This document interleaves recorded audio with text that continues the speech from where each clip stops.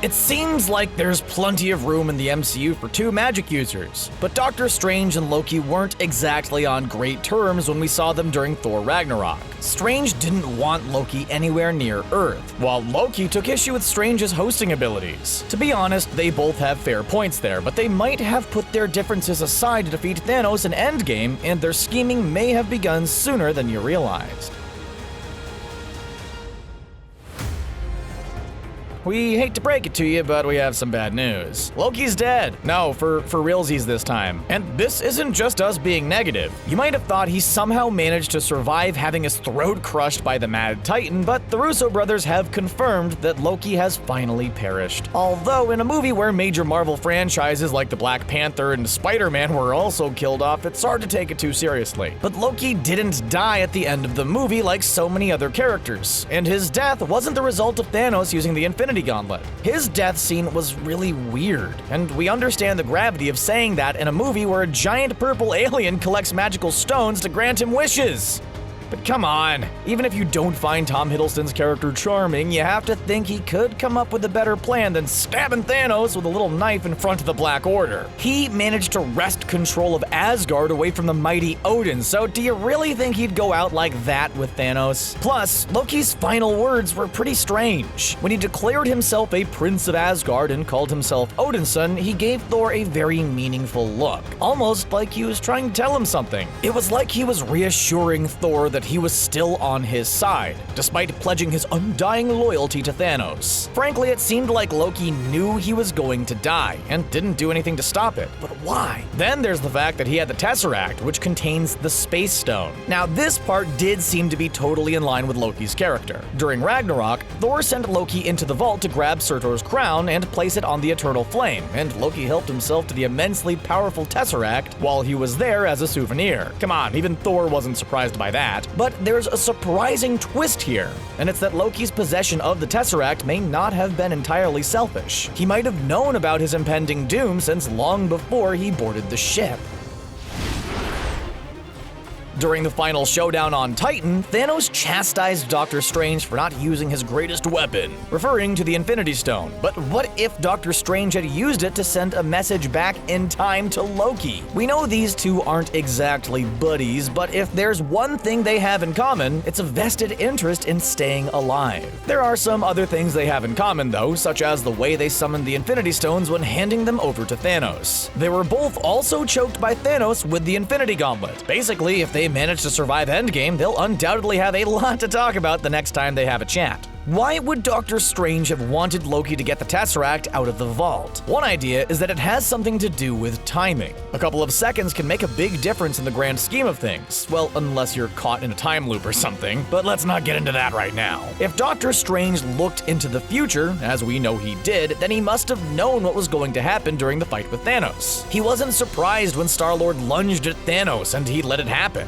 though it would have been well within his powers to prevent it. It might be easy and fun to blame Star-Lord for screwing up the plan, but it seems like it had to happen. If Doctor Strange thought they would have won if that didn't happen, we don't think he would have stood by and watched it go down. As we all know, that little Infinity War skirmish ended with Doctor Strange handing over the Time Stone in order to save Tony Stark. Earlier in the movie, he had said such a move would be a bad trade, but apparently he changed his mind.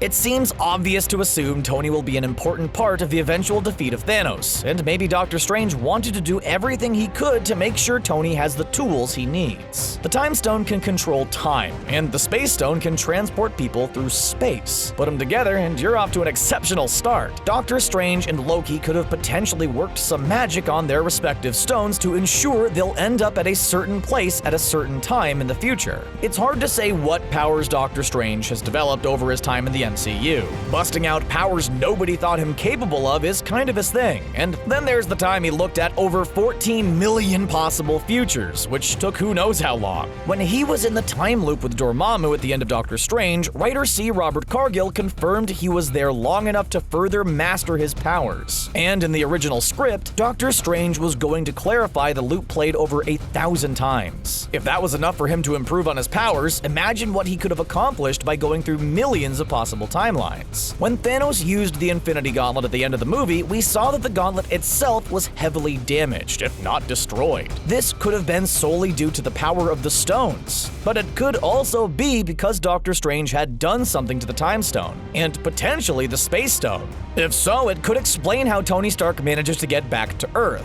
During the first Endgame trailer, we saw him hopelessly adrift in space, leaving sad voicemails for Pepper Potts. Come on, Tony, girls hate that. But in the following trailer, it seemed as though he and Nebula were frantically working on something big. Maybe like something that could hold 2 of the Infinity Stones long enough for them to be used. One common theory surrounding Endgame is that Tony's going to build a new Infinity Gauntlet. After all, we're guessing Doctor Strange didn't sacrifice the Time Stone to save Tony because of his witty one-liners. If he's going to build a device capable of containing the Infinity Stones, he's going to need at least one of them to study and do tests on.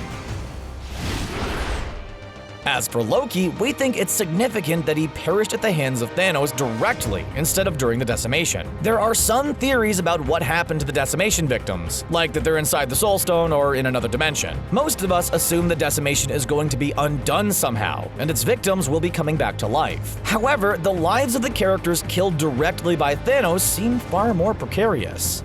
As an Asgardian, when Loki perishes, he pretty much has 2 options of where he'll end up. It's clear that the realm of Valhalla is different in the MCU than it is in Norse mythology, but it has been mentioned in the MCU before. We don't have the complete cosmology, but this is the place Asgardians hope to end up when they pass away. In Ragnarok, Thor is pretty confident that's where Odin is going to end up after his life comes to an end. Valhalla is supposed to be a place where Asgardian warriors are honored, and we know plenty have been sent there over the years. In addition to Odin, there are the Valkyries, the Warriors 3, and numerous other Asgardian soldiers who perished when Hela took over. The place is a veritable who's who of Asgardian talent, and apparently, the food's pretty good too. If you're a good Asgardian who fights your battles and drinks your mead, you get to go to Valhalla. But if you're bad, you go to hell, with just one L. No, literally, we don't know too much about the MCU version, but we're guessing it's not exactly the kind of place you want to end up in. We do know one important piece of information about Hell though, and that's that it's impossible to break out of.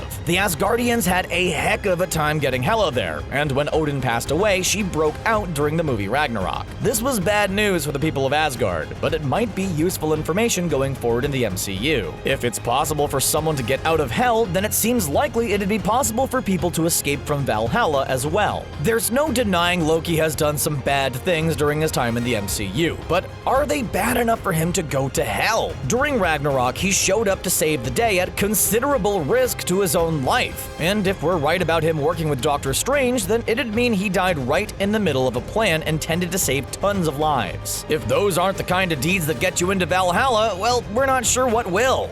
If Loki died while trying to stop Thanos, then he died with honor. What if Loki goes to Valhalla in order to rally the troops? By ensuring that Thanos killed him personally, Loki also ensured he'd end up surrounded by legions of Asgard's greatest warriors.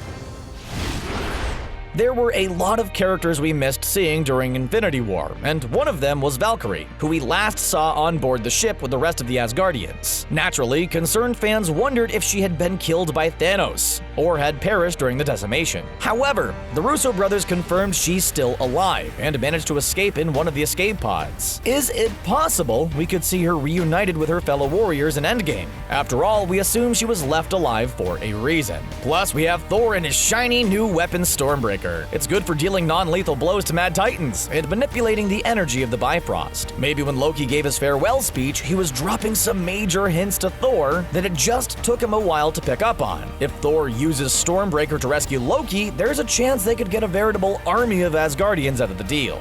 Doctor Strange and Loki are 2 characters who frequently seem to be a few steps ahead of the game. Do we really think neither of them managed to pull off any last-minute tricks before being destroyed by Thanos? Not only do they both have plenty of powers on their own, but they each had their hands on an ultra-powerful Infinity Stone. Handing them over to Thanos without a fight seems totally out of character for either of them. We've seen many crazy things happen over the course of history in the MCU. If anything, Doctor Strange and Loki working together and manipulating time in order to stop Thanos is just crazy enough to work. As we head into the Endgame, it seems like our heroes are going to need a Hail Mary in order to emerge triumphantly. Hopefully, the remaining heroes have been set up for success by those who didn't survive Infinity War.